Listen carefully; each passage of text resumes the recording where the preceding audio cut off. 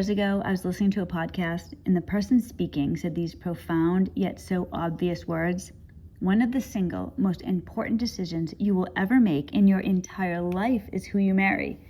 Literally, almost no decision will have such an impact on you in every area of your life.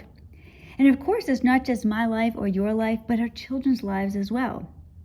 I'll tell you something else that this podcaster said. Love alone isn't a good enough reason to marry. Now, that doesn't mean that love isn't important or that love doesn't matter. Of course it does.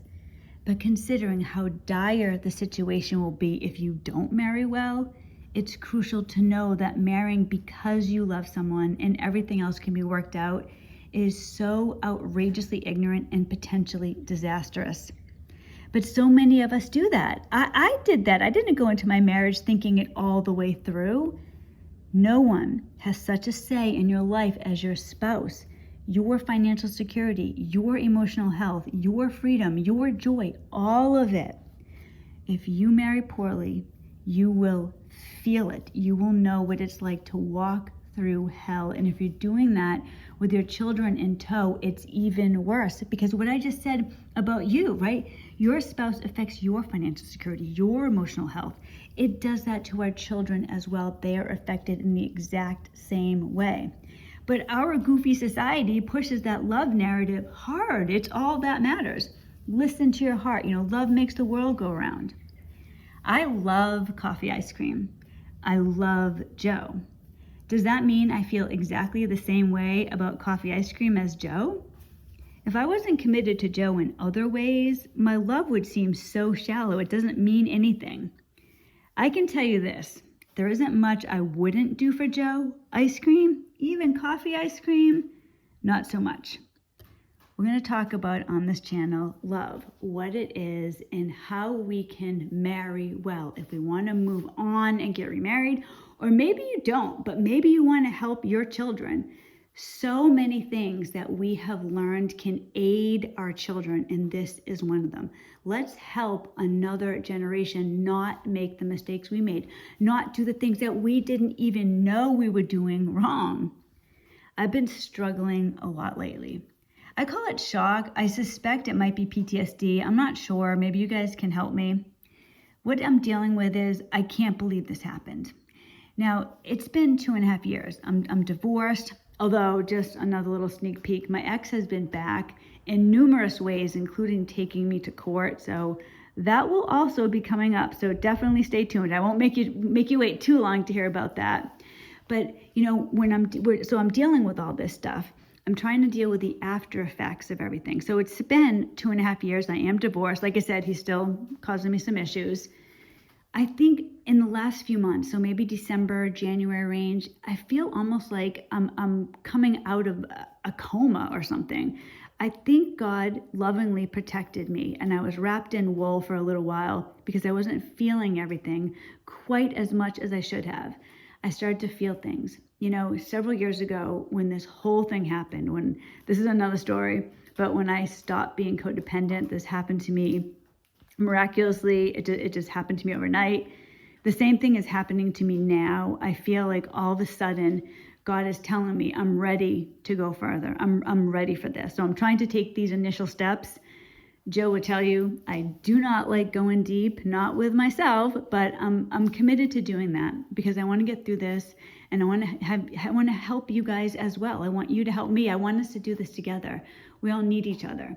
So as I get through the disbelief, the shock, I want to work my way through it with you guys. I think part of what I'm feeling, with this is the shock, the disbelief. Several years ago when I was still with my ex, he woke me up in the middle of the night. So he just woke me up, Sharon. And I'm like waking up in a daze, not knowing what's going on. And he says to me, we have no money and we have $100,000. We, I had nothing to do with it, but I digress. So we have no money and we have $100,000 in credit card debt. I have to call my parents. Shock. Unable to process anything. It just all of a sudden my mind is oversaturated and I can't move. I don't know what's going on. And then it's like an hour later, my ex comes to me and he says, it's okay. My parents are going to mail us, right? See, that's something we'll talk about too, like how we get dragged into their schemes when we marry poorly because then we're connected to them. So all of a sudden, I'm woken up in the middle of the night, and I find out that I have no money to feed my children. I have not, like, literally, he said we were broke, and we had $100,000 in credit card debt. And he has to call his parents, and it's over. And all of a sudden, I had the shock, and then it was over. And I feel, even though it's a little bit different, but I feel similar to that, where I never got to process it. So I feel like the last 2 years, I'm starting to process it now. And I want to process it because I want to get out on the other side. I don't want to be stuck in this perpetual hell of remembering why this happened and how could this have happened and what am I going to do? I'm also going to be talking on the channel about what you must know when divorcing a narcissist. It's ugly, demeaning, and horrifying in every way. I haven't told you guys everything yet that happened during my divorce because it's been too painful. I'm ready now. I'm going to go into that.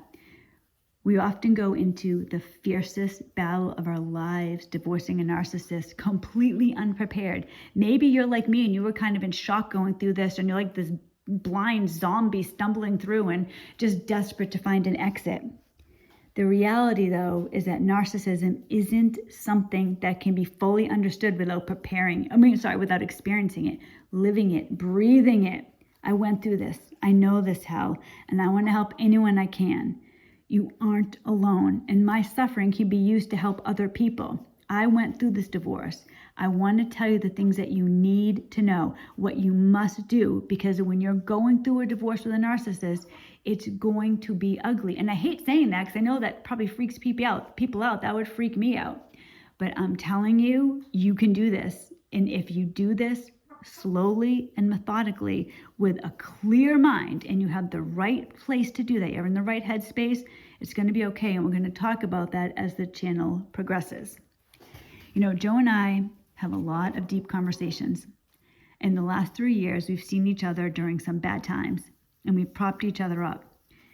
At the end of the day, every time we have a conversation, every time we bring up the past, every time we're hurt because this happened with the ex or that happened, or look at our kids or whatever it is, at the end, we always recognize the exact same thing, that there's nothing behind us but pain. We must move forward. It's the only way. One step in front of the other, one day at a time. And I want all of us to do that. And that's what we're going to be talking about on the channel. We're going to be talking about how to survive this, how to get through this. It's not the end of the world. If it's how we look at it, our perspective will impact the way the outcome is. That's how we're going to get through this. That's how we're going to bring our kids through it. We can teach them the things that we wish we knew. The regret, guys, when I think about how little I actually thought of myself, maybe I'm wrong on this. I don't think there are many people that can literally sit here and say that they had no idea that their narcissist had some issues. No idea. No, I didn't know about narcissism when I was engaged, when I was married. I didn't know about that until later, later down the road. But I did know that he didn't care for me the way that he should have. He hit me, but when we were engaged, he hit me, like he struck me. Why did I stay with somebody like that? He gave me silent treatments. Why did I stay? That's another thing we're going to talk about. This is big. Joe is big on this, and I'll have him on to do this with us. Finding your own responsibility in it. I used to think that I had no responsibility, that I was just 100% a victim. And the reality is that there was some responsibility. Not that it was my fault. It wasn't my fault. But why didn't I care for myself more? What was wrong with me? What was wrong with me to allow this to happen? We teach people how to treat us. And there's a lot of that. Joe had a story once. His ex put her hand in boiling water right in front of him. And I can't remember now if I think she was going to say that he burned her or something like that. But she put her fist in boiling water. If that isn't crazy as hell, and he stayed. These are the type of things we have to ask ourselves. And it's okay. It doesn't have to be bad. We can lovingly do it. I'd also love to have a guest on the show. So I want to talk about that as things go further too. Have a lot of plans now that I'm back. I'm ready to really take you guys through the meat of after the narcissist. Many of you know that my kids and I moved from New Hampshire a few years ago to escape my ex. My kids and I miss and love New Hampshire very much. The state motto, I'm sure you guys know it, live free or die. I grew up in Massachusetts, and I thought that motto was dumb. What does that even mean? Live free or die? You know, I thought it was stupid, but really I was the ignorant one. I get it today. Live free or die. That's how I feel. That's the attitude you need to get through this. And everybody can. You know, a little fun fact, we haven't gotten them yet, but my daughter and I are going to get tattoos we're going to get the state of New Hampshire, and it's going to kind of be out. I have a picture, I'll show you guys, outlined in black, and down the side it says live free or die. We're going to get it on our ribs because it's the most painful, it's supposedly the most painful part of your body to get one on. And it was very painful to learn that lesson, but we did it. And all of us are going to be okay. I know that, I feel that. It just takes literally one step at a time and a little bit of help along the way. So thank you guys for tuning in. I'm back. I have some fun things planned. I will be back on Thursday with more of a regular video, but I hope you guys are happy that I'm back. It feels so good to be talking to you guys. So I will be posting on the community page. You will see much more of me. And don't forget to watch my shorts too, because I've been making lots of shorts of my animals, and I might drag Joe onto the show one of these days as well. Have a great day. Bye, everybody.